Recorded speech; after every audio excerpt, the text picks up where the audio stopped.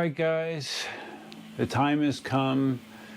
I'm about ready to end my time with the S18. It's been a very busy 3 days. I took possession of the wheel. When did I take possession of it? Sunday evening, and today's Wednesday. In the span of those 3 days, this will be my 10th video. Might be a little bit excessive if you have some people, but yeah, my 10th video on the wheel. It's been a very cool experience, and I just remembered something. Hold on. I did a little digging around just to try to get an idea where the components are in this thing. It looks like the battery is in the very front of the wheel, and the electronics appear to be in the top, which isn't surprising. It would have been nice to tear it apart more, but I don't really want to do this on a wheel that's going across the country, just in case I have a problem. So it's going to be seeing a lot more use and abuse after me, that's for sure. So I'll keep my fingers out of it. So anyways, what did I think? I think here you can click off this video after this statement. I think that KingSong basically, as long as you're getting an S18 for the same money as an 18XL or KingSong 16X, I don't know why you would buy one of those other wheels when you could get a wheel with suspension that has the same amount of power, smaller battery, but as you saw, if you saw the range test video, I got 34 miles, 34% battery left, so it's conservative riding. It's a 40-mile wheel, even with an 1100 watt-hour pack. The benefits of suspension, I mean, if you can get a wheel that has suspension, even if you're not doing aggressive off-roading or anything, it's a nice feature to have.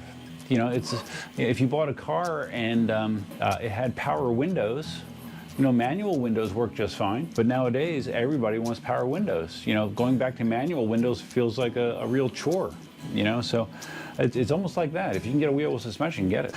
Power on the wheel, great, no problems with the power. Like I said, it feels very similar to the 16X and the 18XL in that regard, and I've had no problem with that. Speed-wise, I got it up into the upper 20s. The highest recorded speed I saw was 28 miles an hour. Felt steady, no problem at that speed.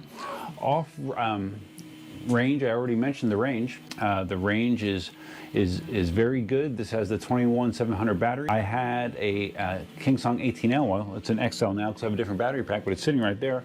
That came with 1100 watt-hour batteries, and I got worse mileage on that. I wasn't able to complete that Ave Maria ride, and today I completed it with 34% remaining with the same size pack. So you can draw your own conclusions there. But of course, the big thing with this wheel is the suspension and how does it perform. And I was like a lot of people that thought, is this a novelty? I mean, does it change things significantly? Is this something that I really need or want? I was very skeptical about that when it was first talked about. And I can tell you, after putting a lot of miles on this wheel in varying conditions, including the swamp, which is one of the most vigorous conditions that I ride in, the answer is yes.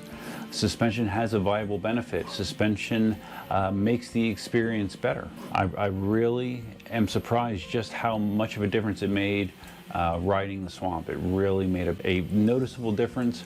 Physically, I came out of that ride better than I ever have before, going through with my conventional EUCs out of the swamp. So it's been great. Some people have commented on the fit and finish of this. You know, the pads are not that securely attached, but it's a pre-production wheel. I've heard from multiple KingSong representatives, production wheel, that won't be an issue, fit and finish will be fine.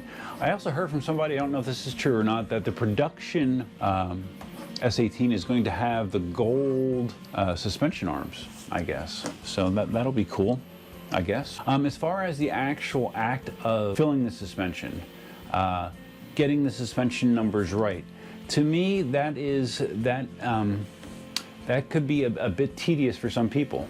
You know, just trying to dial it in just right. You know, because you have, with this shock, you have a positive chamber number, you have a negative chamber fill, you have a dial that controls the amount of recovery, and you also have the lockout switch that basically pretty much disengages the suspension if you're in a condition where you would want to do that. So there's a lot of settings, there's a lot of variables that go into getting those settings, you know, correct. One person's idea of what's correct might be different based on their preferences when they ride compared to somebody else, even though they're, you know, the same weight or something like that. So you never know.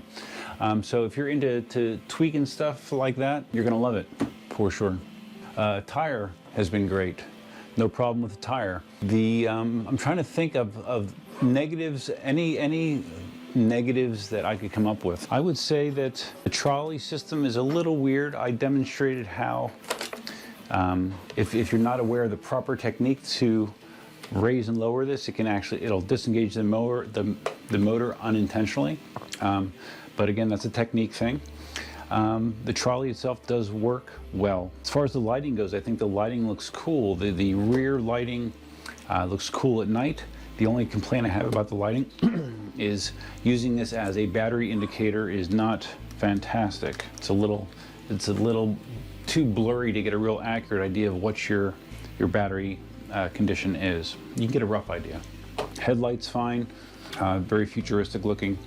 The single charge port, some people commented that they thought that was a negative.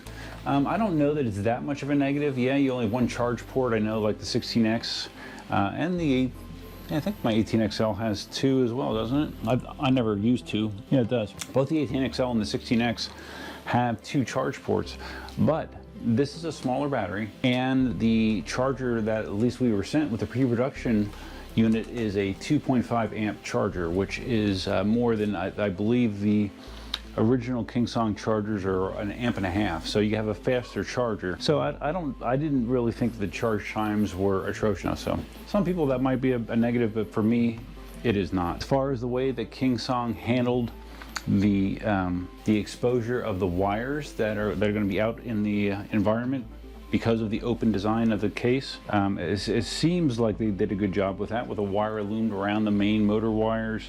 Other wires tucked it securely in channels here. Unfortunately, only time will tell how durable that design is, but at least from an initial perspective, I think it looks like they did a good job there. Foot pedals, I talked about again. First glance, I thought that they were smaller than the other wheels. A ruler confirmed that they are actually bigger. Foot pedals are good size. They're long, they're wide enough, even for me with my size 13 feet. No problem with that whatsoever. So really, that kind of wraps up my thoughts on it. It's a great wheel. If you're looking at a 30-mile-an-hour wheel, one that has suspension, one that does not, take the one with suspension, really. It's a no-brainer to me. This will be my new recommendation for someone looking for a 30-mile-an-hour wheel if they're into off-roading. Now, once I get my hands on the V11, it's going to be very, very interesting to do some contrasts. Mickey's given me a heads up on a few things that makes me think that in some regards the V11 might be a better fit for me, but we'll see, man. It's going to be great. I think it's great that they're pushing technology, they're pushing the feature set in electric unicycles, and I expect that to only accelerate over time, which is awesome. So I hope you enjoyed this video series. I put a lot of time into it. Hopefully you got something out of it. If you did enjoy it, please give it a big thumbs up. I've said it many times, I'll say it again. A huge thanks to Jason at eWheels for allowing the EUC YouTube community to test out this wheel. There's going to be a number of people that are going to be testing this after me, and I look forward to seeing their information and feedback and content as well. If you enjoyed this video, please give it a big thumbs up.